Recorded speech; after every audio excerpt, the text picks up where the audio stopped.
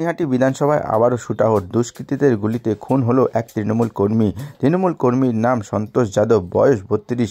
ওই তৃণমূল কর্মী খুন হয়ে যাওয়ার পরেই এলাকায় চাঞ্চল্য ছড়িয়েছে। পাশাপাশি একাধিক বিজেপি কার্যকর্তাদের বাড়িতে হামলা হচ্ছে বলে জানা যাচ্ছে বিজেপি সূত্রে। পাশাপাশি এলাকায় ইতিমধ্যে চাঞ্চল্য একদিকে যেমন ছড়িয়েছে, পাশাপাশি নৈহাটিতে একটি বিজেপি কার্যালয় অর্থাৎ প্রাক্তন সাংসদ অর্জুন সিংয়ের একটি দলীয় কার্যালয় রয়েছে, সেই সিং ভবনেও আগুন ধরিয়ে দেওয়া হয় তৃণমূল তৃণমূল কর্মীদের পক্ষ থেকে। পাশাপাশি সেই আগুন এলাকায় ছড়াতে আরও বেশি চাঞ্চল্য ছড়ায়। বর্তমানে এলাকা উত্তপ্ত। ইতিমধ্যে সেই আগুন দ্রুত যাতে না ছড়িয়ে পড়ে, সেই আগুন নেভাতে ইতিমধ্যে ঘটনাস্থলে উপস্থিত হয়েছেন বিশাল দমকল বাহিনী, 2টি গাড়ি, এবং সেই আগুন নেভাতে জন্য তৎপর হয়েছেন দমকল বাহিনীর কর্মীরা। ইতিমধ্যে সেই ছবি উঠে আসছে বার্তা প্রকাশনী ক্যামেরায়।